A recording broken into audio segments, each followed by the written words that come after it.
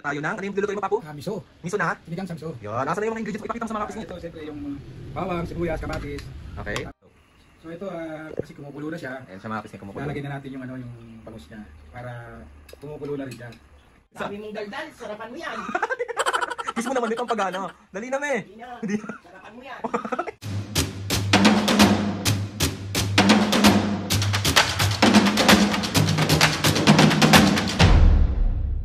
What's up mga kapisngi? For today's video, another vlog na naman ang gagawin natin. So itong vlog na to mga kapisngi, wala muna tayong prank today kasi si Mami ay nagre-request magpaglutuin si Papu ng sinigang na miso na sinigang na bangus. Basta yun na yun. And may nakita ko doon na bakit wala na daw luto serye si Papu. So ayun na nga, samahan nyo kami, samahan nyo si Papu at ipakita niya sa inyo kung paano siya magluto ng sinigang na miso sa bangus.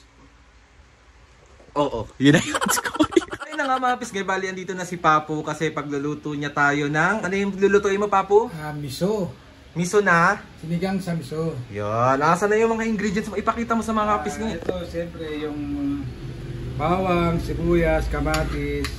Okay. Tapos ito yung pinakamiso para umasim. Oh, okay. Ano pa? Tapos andito yung ano natin, yung bangus. Yung bangus. Nag-chop na. Nag-request kasi si Ma'am kasi gusto niya ng ano, ng may sabaw daw, kaya yan ang ni-request niya. Ito, ang tawag dito? Mustasa. Mustasa. Kasi ito pa yung pang-asim na original. Tamarin. Mga pisngay, alam kong, Papu, dami kasi may nakita ko mga comment din na namimiss daw nila yung luto serye mo. Thank you, so, thank you. Ayan na nga, anong gusto mo sabihin sa mga kapisngi? Mga kapisngi, ibabahagi ko sa inyo yung, kung paano ako magluto ng sinigang sa miso. Yun! Okay, let's go! Let's go! So, mga kapisngi, ito na, magigisa na tayo. Una yung siyempre si sibuyas. Kasi, para hindi siya masunog. Kasi pag inuna yung bawang, madali siya matusta. So, unahin na natin ang sibuyas. O mga kapisngi, sa mga magtatanong na naman kung bakit hindi ko mabilan sila Mami ng mas maayos na lutuan kasi wala po kaming paglalagyan dito and ito na po yung nakasanayan namin na lutuan. Yes, hindi naman natin kailangan kasi yung malaki na lutuan. So, next na ni Papa ang kanyang sibuyas. Ay, tsaka bawang. Bawang na. Okay, next. Medyo lulutuin natin ng konti. Pagka medyo ano na yung sibuyas tsaka bawang, sunod na natin yung kamatis. Yan. Yan, medyo kailangan maluto yung kamatis para para pagka nilagay mo na yung pinakamiso, kasi gigisa mo rin yung miso para mawala yung lansa niya. Medyo ano na yung kamatis. Ayan siya. Iano na natin yung miso, pinakamiso. Okay. Kasi ito yung kumbaga sa amin, ito yung pinang-aasim pinang-aasim. Ngayon pagka walang asim, saka tayo gagamit ng tamarin na original. Yan, kailangan giligisa rin yan para mawala yung ano niya, yung lansa niya. Dalawa pa? Hindi, puro may isa't kalahati lang muna ilalagay ko para medyo ano. So, yung konti kalahati ilalagay ko yan. Okay. Papa, ikaw na. Baka pumangat yung lasa. Ayan, kailangan na magisa rin natin siya. Diba? Para mawala yung lasa niya. Ayan siya mga kapis niya. So, medyo kapos sa mantika kasi kinain nung pinakamiso. Yes. Dagdag tayo ng mantika. Tapos mga kapis ngayon, hindi na ganoon grabe magtimpla si Papu.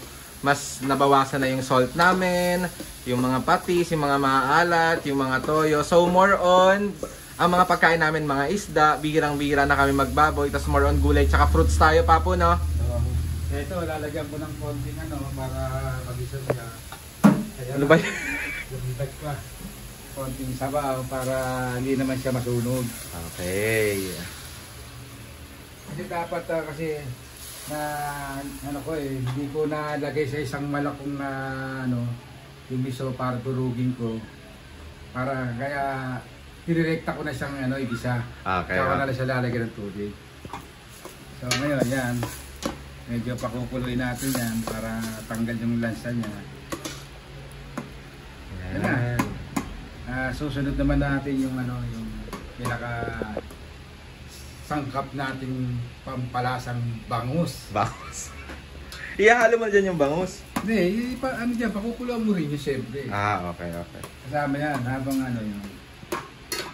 Kasi kumukulo na siya. Ayan siya mga pisngi, kumukulo. Lalagay na natin yung yung bangus niya para kumukulo na rin siya.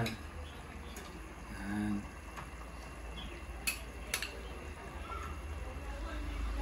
Bali yung bangus labas na 5 pieces. Yan. Habang kumukulo siya, nagigisa na siya. Okay. Yan. So ito, waiting tayo.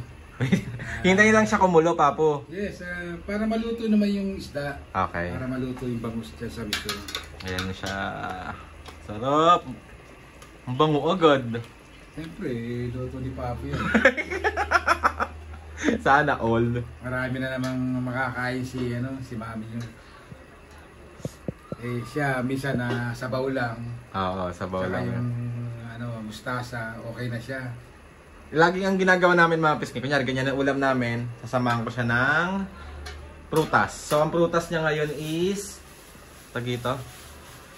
Ito. Isa na. Ayan. Guyabano. Guyabanong negro. Guyabano, ayan siya. Siyempre dyan, maluluto siya dyan. Ngayon, pag medyo nakita na natin na medyo luto na yung isda niya, sasabayan na natin, lagyan na siya ng sabaw. Yun. Tsaka yung huli yung... Huli yung siyempre yung gulay. Bakit huli lagi ang gulay? Siyempre, magiging parang yung bulak pagka na. Okay, so wait lang natin siyang kumulo. Ito, lalagay ko na yung pinaka namin, yung tawag dito. Ano yan? Ceiling green. Kasi sa pagkasiligang, di ba, naglalagay talaga ng ganito. So, dapat meron ganito rin para naman may lasa siya. Hindi mo na kailangan pang mag-silin labuyo. Gana yun. Kaya lalong nai-inlove sa'yo si Mami, Papo eh. Siyempre, kailangan kasi pag ako nagluto, may kasamang pagmamahal. Oh. Gusto ko malinis yung kakainin ng pamilya ko. Hindi yung pag kumakain ka na, ano ba yan, Papa? Ano ba itong ganito? Ayoko nung gano'n. Gusto ko, pagka niluto ko, perfect! Dami mong daldal, sarapan mo yan. Kiss mo naman, may pampagana. Dali na, me. Hindi na. Sarapan mo yan. Dali ka po. Hindi pa nga nakakaluto, tinira na tayo. Ayan, wait lang natin siyang kumulo mga piskay. Babalikan namin kayo. Una, ayan na siya. ito na yung pinaka, bangus natin. So, ang iuhulog na natin is yung mga gulay. Mga gulay, isang gulay. Gulay pala.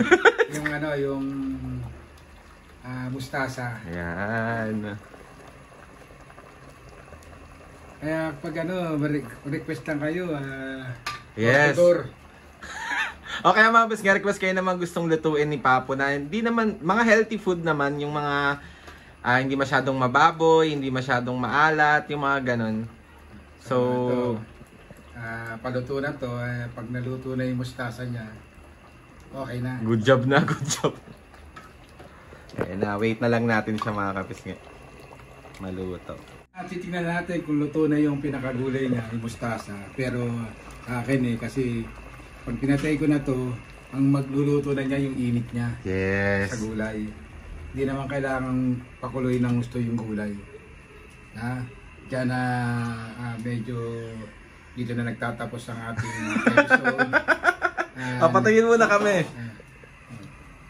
Ayan na ang sinigang sa miso na bangus. Miso na bangus. Pakita nga pa ng bangus. Yan, oo. Oh, perfect. Naluto na siya. Excited na ako, nagugutom na. Patikim muna ako. Oh. Patikim muna. So, titikman natin yung luto ni Papa kung masarap ba talaga siya o hindi. Sarap. Perfect. So, kailangan kasi katamtaman yung konting asim niya, hindi yung sobrang asim.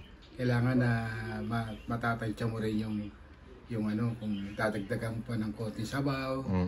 So, ito, sakto na sa panlasa ko. Kasi ako ang chef dito.